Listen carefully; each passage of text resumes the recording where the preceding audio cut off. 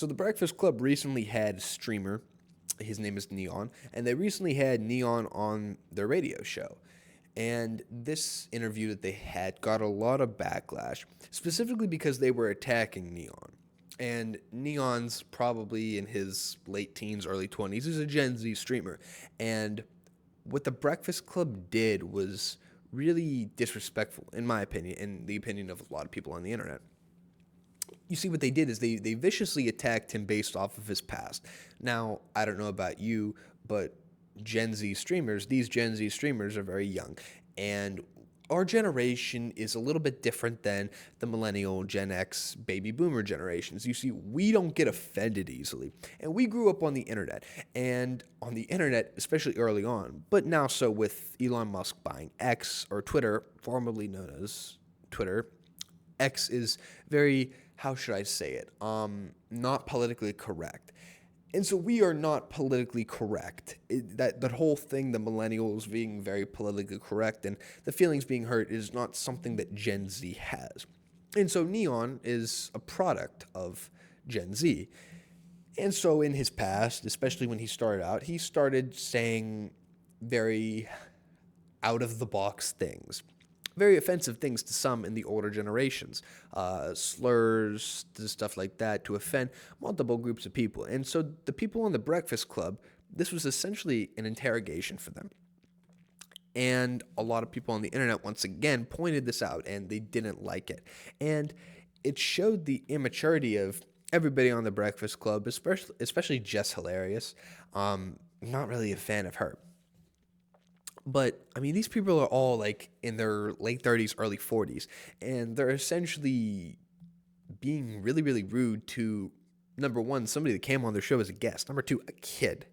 So we're going to play a couple clips for you, and this is all of the hosts on the Breakfast Club trying to press N3on, but he stood his ground. So listen to this. It just never happened, and then Sneeko, another streamer, he was going to Spain to do the stream. New projects. Yeah. Oh, so now you just pissed off all the Jewish community? Oh my God. No, I love Jewish people. Shalom. You just came on here to just shit on everybody. Nah. I mean, wow. I got so many Jewish friends. What? Oh my God. Nah, you trying to get me caught up, brother? Hey, brother is crazy. Why you put the A at the end? Brother is hilarious. That was crazy. What's the craziest situation? You can't say that. I seen you in Harlem with Jim Jones. What's the craziest situation? Dubai, what was the craziest situation you've been in that you didn't think you was going to make it out besides Dubai? I've been in a lot of situations. There's a Nate Diaz thing, same thing, trolling.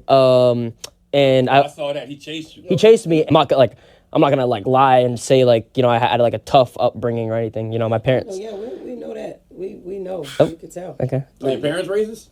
Huh? Are your parents racist? No. I'm just trying to figure out where using Harriet Tubman as a slur and the things you said on that video. I'm just wondering what was your perception? So wait, real quick. So you guys do understand so first off, trolling's not okay, right? But there a lot of people have back then, even if it's as a joke, it's not good to do. But streamer world, YouTube world, whatever it is, people make jokes like that. But back then, before, Only about one race of people. No, you got to see no, ma'am, you got to see my clips. Some examples. So no, I'm not gonna repeat it. But I'm not gonna repeat it. But there's no singling out. There's none of that. I was just insanely toxic. I made jokes about Indians, everyone, any race you can imagine. It's not singling out one. You're Indian, so you can do that. Yeah, it's why. Well, I shouldn't do it in general, but I'm just. So what they did was they pressed him about essentially being anti-Jewish, anti-Semitic. They said he was calling out Jewish people, which wasn't true.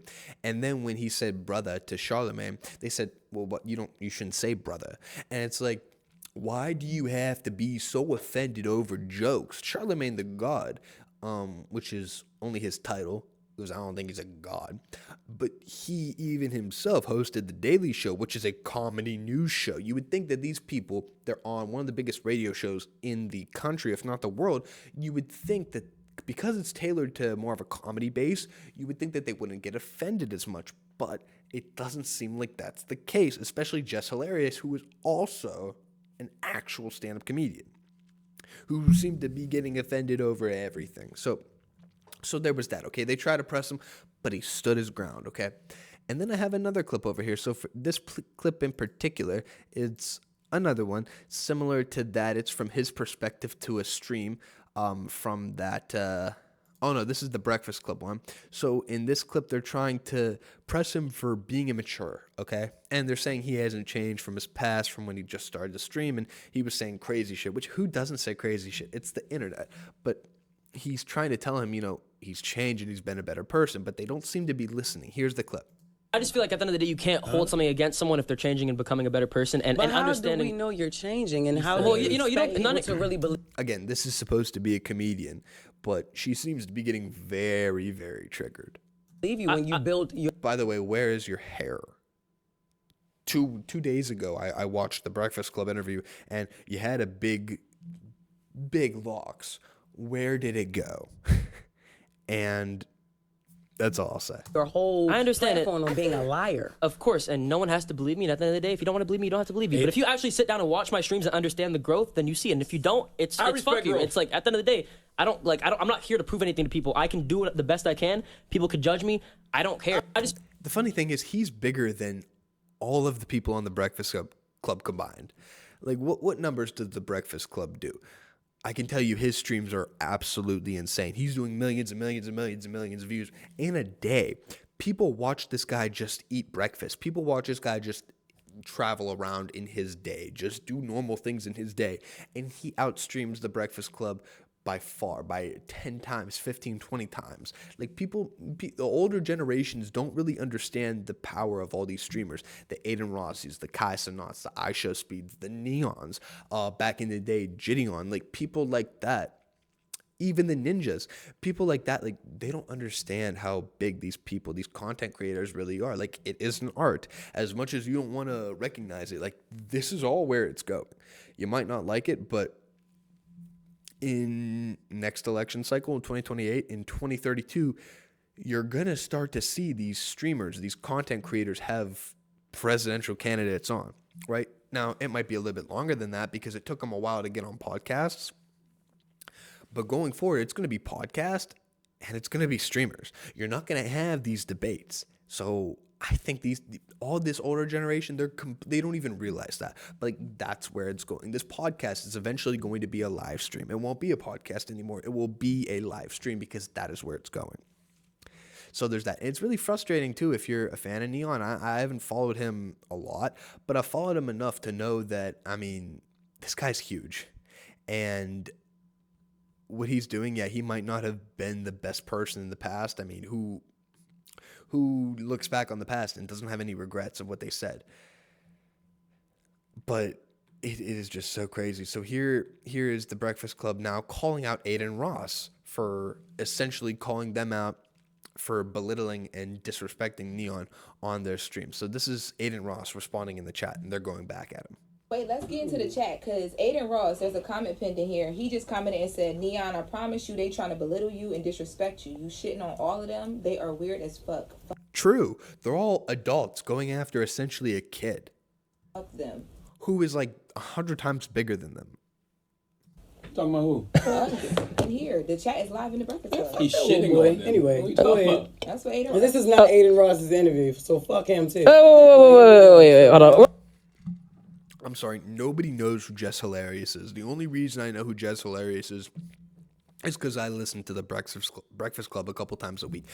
Adin Ross is probably 1,000 times, 1,000,000 times bigger than this one particular comedian that nobody even knows from her comedy. They just know her because she happens to be the third person or fourth person on the Breakfast Club. We're all friends, okay? You know, I think He pinned, the comment is pinned in the chat. She's just a mad black woman. That's what she happens to be. She's mad that this kid is oodles more successful than she will ever be. I'm in the chat with the W. You feel like we trying to belittle you, Neon? I think, you know, as you know, we should all come together and all just spread. Also saying we Man, fuck all that kumbaya shit. Fuck Adin. No, wait, all right, come on, that's my guy. I don't give a fuck. Listen, Harriet Tubman, my aunt, nigga. You think I give a fuck? I don't give a fuck. But you're comparing something now to like. I'm not gonna lie, your chat is wild racist. though. Yo, they Stop right there. They like, Fuck yo, they this black race bitch, baiting. monkey, watermelon, emoji. I'm literally looking and I don't see any of that. What? It says they race baiting. Says fuck the short hair monkey. They race baiting. Fuck. Oh, the it's moving Breakfast too Club. fast. Yeah, whoa. Walk- Motherfuckers was here, they wouldn't say it at all. That's another thing about, you know, Well, that's streaming trolls. and just being. So you have all the cast on the Breakfast Club besides DJ Envy. They're reading the comments in the stream. And what these people do not get is that it is the internet. It is not real life. You are going to have slurs. You are going to have people say things that are disrespectful. You have to get over it. It's not real. You have to develop a thick skin, which is what the adults have been saying to us for a large amount of time.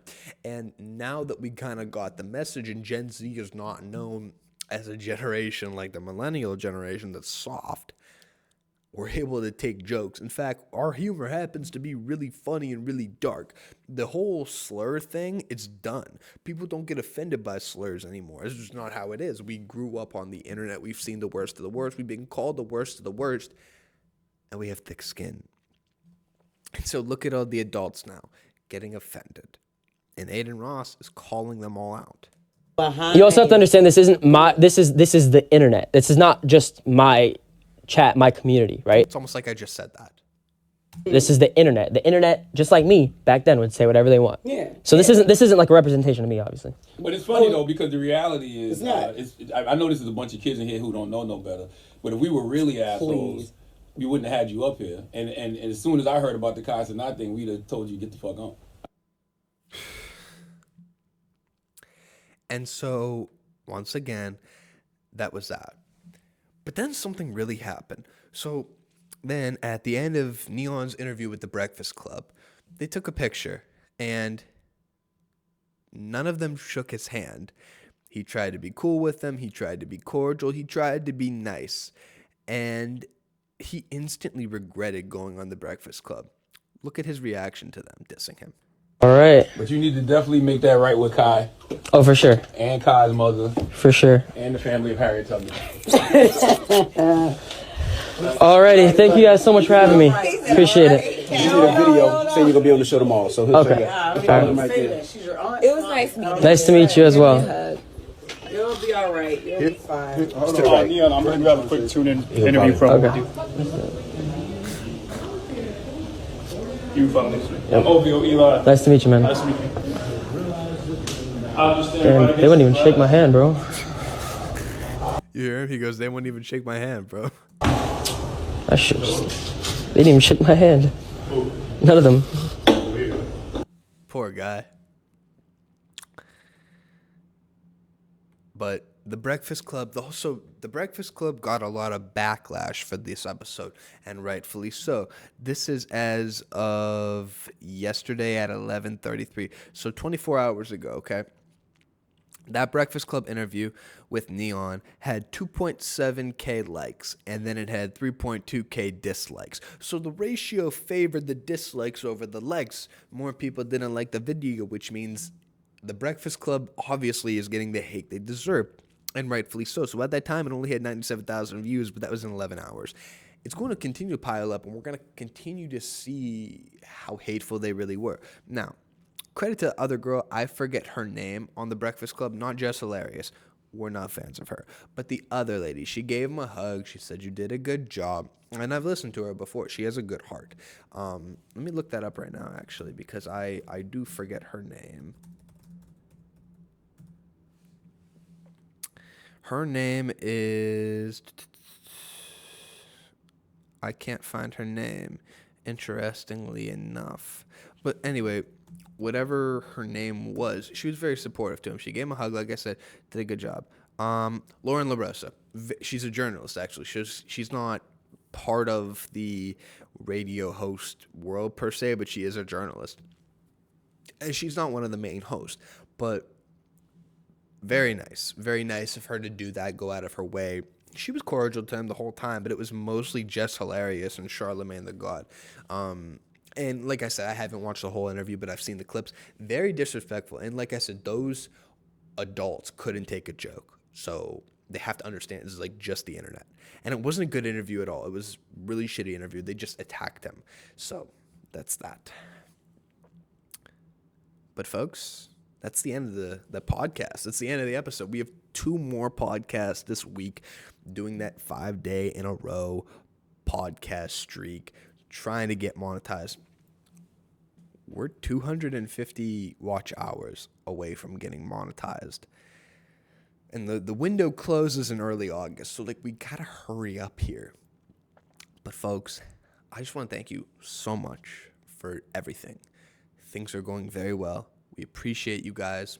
We had our biggest clip ever, my Superman movie review. If you haven't seen it, go look it up. It's phenomenal. I put everything in a great point. It's just really well thought out here. But things are going really well at the channel. So I appreciate you. Thank you. Give the channel a sub, comment, a like, whatever the hell else you have to do to get the channel monetized so we could really start making good content for you. Eventually there will be some really funny skits. We're going to continue to do the podcasts, but it's been an honor making content for you. We got 2 more days this week where you will be getting episodes. Will they be shitty? Will they be great? That's kind of up to your interpretation, but they're going to come out. So, appreciate you all. We'll see ya.